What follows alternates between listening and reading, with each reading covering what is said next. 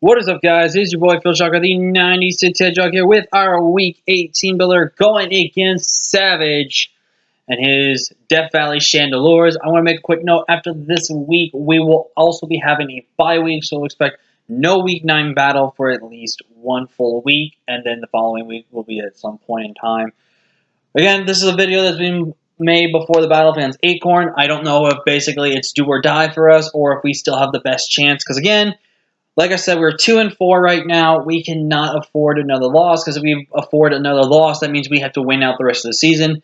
And I don't know about you guys, I'm not feeling confident the rest of my season because I have to face Checkmate and Photon, who are two of the top 3 guys in the league right now and who are most likely going to guarantee make playoffs. So it's going to be a real fight for me. I've kind of accepted the fact I'm not making playoffs, but you know what? I'm going to keep trying, I'm going to have some fun, and I'm going to play. I'm going to keep doing the best I can to make the playoffs. But let's break down Savage team, because Savage has a pretty threatening team nonetheless as well.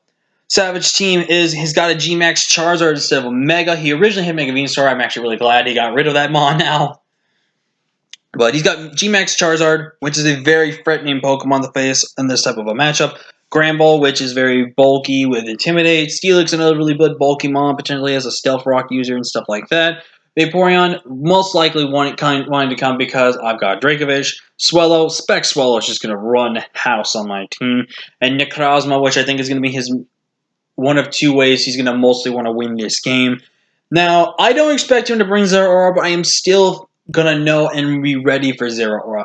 Now, the main reason I don't expect Zeraora is for one simple thing. Savage, I think, has pretty much brought it every single week, and I feel like he wants me to over-prep for it, even though Zeraora has roughly a decent match. It doesn't have the best match versus me, but it has a decent match.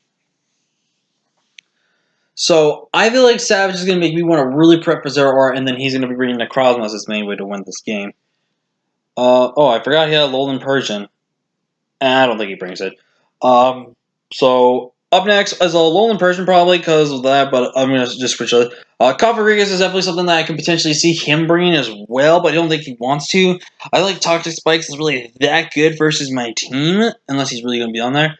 Hitmonchan, be on the lookout for a Scarf Hitmonchan. I don't want to end up like Zach. Sorry, Zach, I had to do it. Kyurem, I really don't see Kyurem coming. Kyurem, in my opinion, has a really bad matchup, because if I get Sand Up, then my Mon just takes it.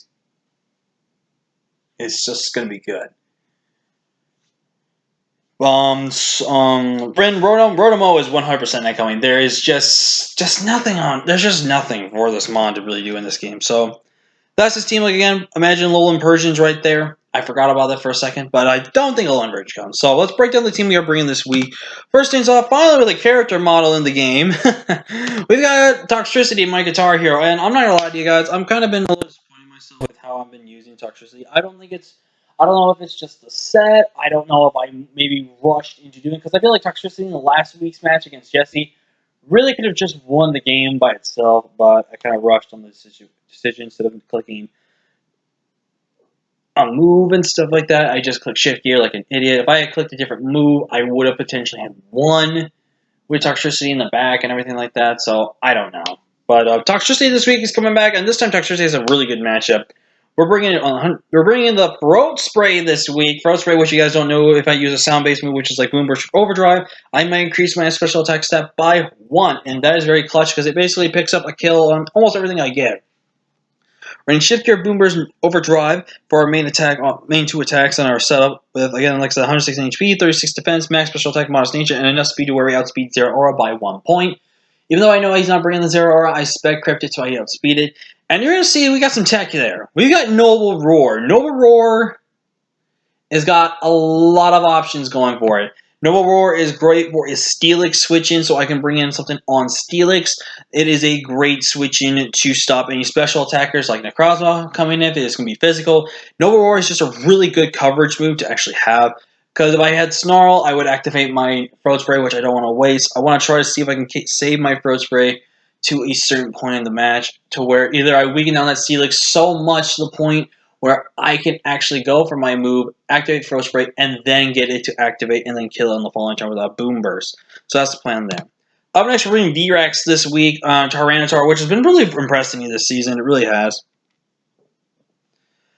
But we're bringing VRX with a very interesting set. Really defensive this week, but really offensive at the same time. We're running Rock Slide, Iron Head, Toxic, Stealth Rock. Toxic is to whittle down everything on his team. Stealth Rocks is there because he's going to have very little ways to remove Stealth Rocks unless he forces Defog on Swallow, which I think he will, because I think Boom Burst plus Air Slash plus Heat Wave, I think is really good. U-Turn, I think, is only on there if he really wants to run Specs or Specs Swallow.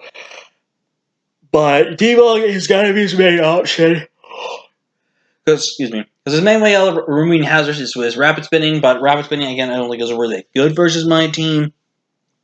And that's its regard. But Rockslide plus Ironhead basically chips and beats the rest of his team. Ironhead with this investment, pretty much just, Ironhead just in general, Rockslide very much, actually, let me double check a calc real quick, actually.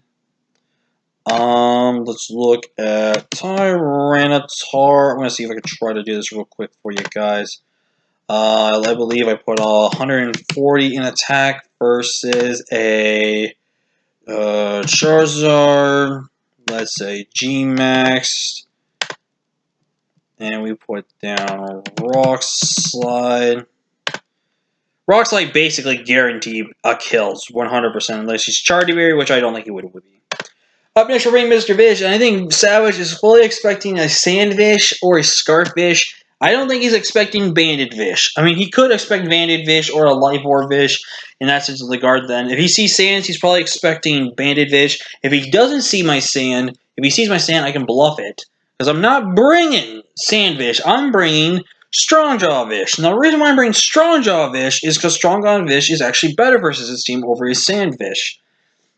Outrage Facade, Crunch, Vicious Ring. Crunch is there facility for the Vaporeon and check that thing with getting defense drops into 1v1 with Crunch. Vicious Ring afterwards kind of just runs against his team, and Outrage is really spammable once we get rid of his Fairy type. And then Facade's there in case I get paralyzed or burned in the sense that we can click Facade versus his team. 116 HP, 52 defense, and enough speed to actually outspeed the max speed Gramble in case he does bring a funny set like that. And of course we have to run the Max Adamant just to really punch some holes versus his team.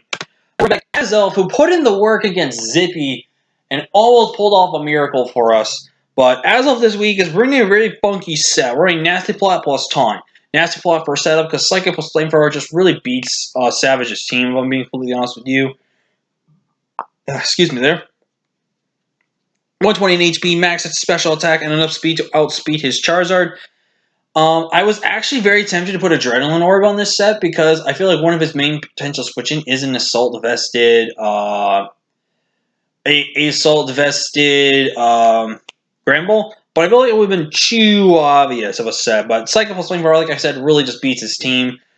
Taunt is specifically made for Vaporeon. It is also specifically made for Necrozma. If we cripple Necrozma from having any chance to set up, it can't do anything versus my team, which is really good and it would be really bad for Savage.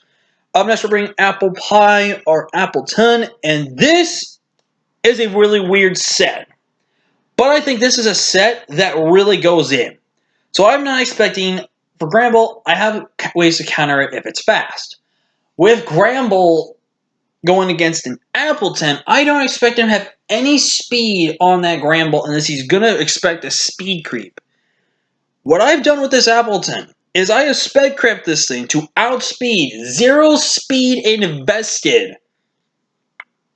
0 speed invested Gramble.